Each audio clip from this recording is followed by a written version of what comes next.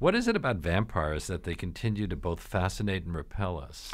Well, I think they are one of the primal archetypes of human lore. We have certain archetypes or archetypical creatures that we go back in any civilization to: dragons, angels, demons, and so forth. You can find them in Mesopotamian times, and you can find them in Mexico. You can find them everywhere. And vampires hold that. I believe my own theory is that we, as anthropoids, at some point we were cannibalistic. And when we became social, we created this mythology to deal with our past, our genetic memory of that. But the vampires that we've had over the years, and that also includes films. And as a director, I'm sure that you've thought a lot about all the vampire films going all the way back to Nosferatu. Yep. That they've always been kind of sexy, seductive, but not yours here. Unlike Anne Rice's Diary of a Vampire or Stephanie Meyer's Twilight, your vampires are nasty. Kind of they're not nice people. They don't wear tuxes. They don't go out at night to enjoy an opera. No, the idea. Well, the Flashpoint is funny because the oral tradition does. Oral is important when we talk about vampires. Yeah, no, absolutely. But no, These stories have a lot of bite.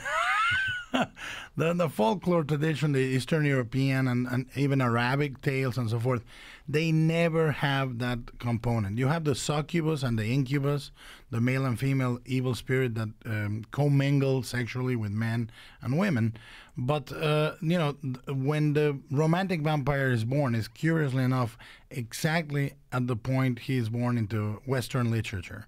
And is born with in 1819 by the story The Vampire by John W. Polidori, who writes it in the same famous night when Mary Shelley starts writing Frankenstein and so forth. And that gives birth to that mythology in literature, not so much in oral tradition. We try to explain their biology to such detail and their anatomy to such detail that you come to a point where you see them. A leech is not evil, but it's certainly, if you come in contact with the leech, it's going to suck you dry. It's going to do its best. A tick is not evil, but you don't want a tick on your skin. So that's, I think there's a neutrality to the corpse that is reanimated trying to drink your blood that is actually scarier. There was a lot of freedom in the writing, a lot of restriction in the editing. Because I really was obsessed with rhythm, the rhythm of the novel. And I kept shifting chapters from one to the other. Chuck kept taking out or putting in stuff that I would then argue with him. So we had some really nice editing matches, if you would.